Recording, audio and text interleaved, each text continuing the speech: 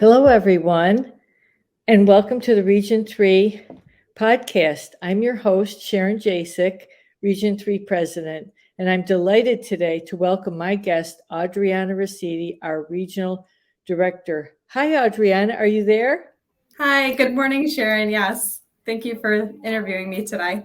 Well, thank you for coming. I'm so glad you're here. And I'm really curious, what got you involved with the NPA?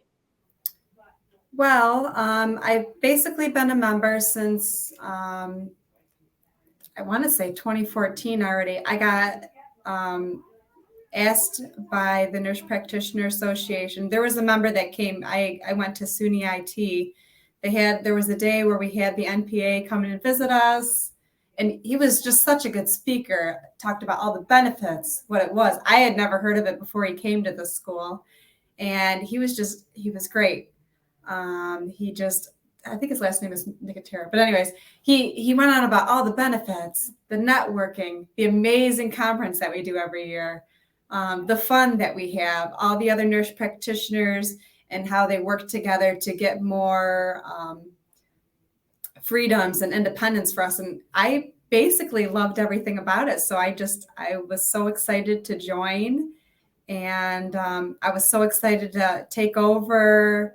And I think it was like 2016 is when I started doing the nurse practitioner dinner events where we would either have our own nurse practitioner meetings and or have a drug rep come in and speak with us.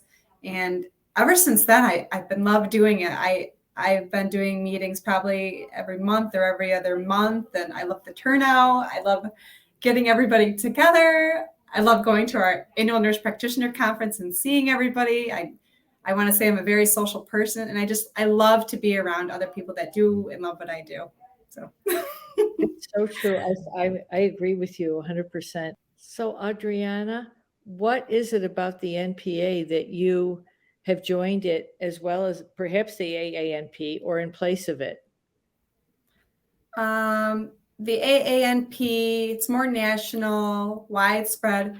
I am a member of both, but truly, I really love being a member of the NPA because to me, it's more homey and cozy. And I feel like I really get a chance to know the other NPAs in our region.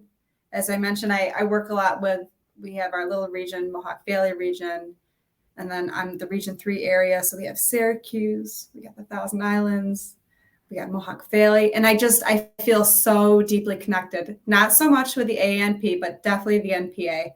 I'd like to be heavily involved at the state region even. We've got Sue Hubbard. And you just feel like so connected with the other nurse practitioners in your state. And in a way, I feel that way with AANP, but just so much with the NPA. That's one reason. It's just the socialization with our area.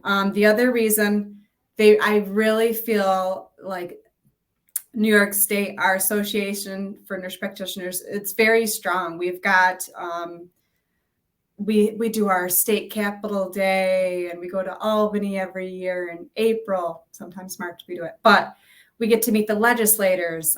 We get to fight for just more independence.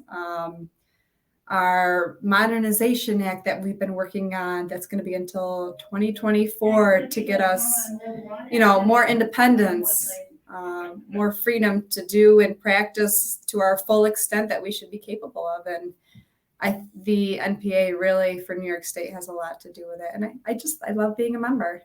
It's true. The AANP represents the whole country, but the NPA is all for New York State and only in New York State. And they've really made a lot of inroads because I remember in 2018, they passed the DNR authorization. We were allowed to sign for DNR. That was a big one. In 2019, we were allowed to sign workers' comp claims. And why not? We can do those. There's no problem. And now the Modernization Act, which is only until 2024. So we all need to get involved and join the NPA because we are talking to our legislators about that and convincing them that nurse practitioners are giving safe care. They're delivering quality care, professional care. We work with our physicians or not. We have so many that belong to the NPA who have their own practice. If you want to find out how to run your own practice, come to our NPA meetings. We have people there that do it.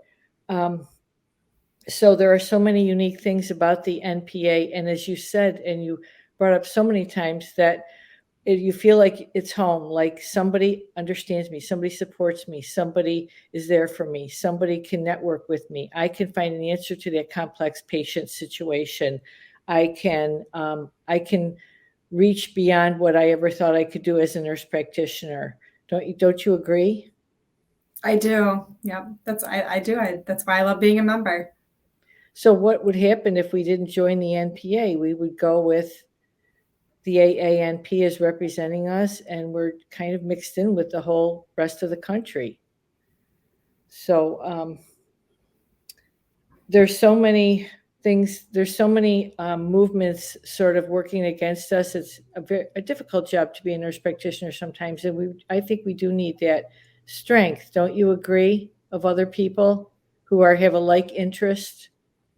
I do, and I feel like I will always be a member. As long as there's the NPA in New York State, I will always be a member. If I wasn't a member, I would just feel isolated. I would feel just not knowledgeable for what's going on with nurse practitioners in our area, in our state. There are so many times I talk to nurse practitioners that are not a member. They don't really understand that. Some don't even know what the Nurse Practitioner Modernization Act is. They don't know that we have the ability after several set hours to not even need a collaborating physician. And it's just so unfortunate that they don't even know the extent and how independently we can practice on our own. And I really take to heart that the NPA really has helped to get me up to date and up to speed with everything that's going on. That's so true. And even support. What do you think about the support they give us to answer questions that will keep us from any malpractice claims? We can ask them any question. They even have Ask Me Anything sessions by Zoom, and we can ask anything. We don't really want to ask our coworkers certain things. We're kind of like embarrassed, like maybe I should know this already. So we have somebody professional who works with all the regulating bodies for nurse practitioners and can give us the answer. And what about like ethical and fair treatment of us as workers? How about our work environment? Do they support us in that way? Definitely. I feel like in every aspect of where we work, they support us, not only even as nurse practitioners currently practicing, but I would say they're also supportive in terms of student nurse practitioners. I can't tell you how many emails I've gotten for through the NPA looking for 1, 2, 3, 4, sometimes 10 student nurse practitioners, and they're able to reach out to NPA members that have already graduated, seasoned nurse practitioners with experience.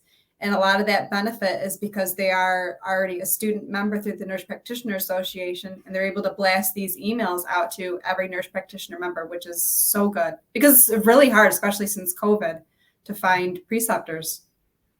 So and I've heard some of the students have paid up to $3,500 for a preceptor. We do it for free. I precepted.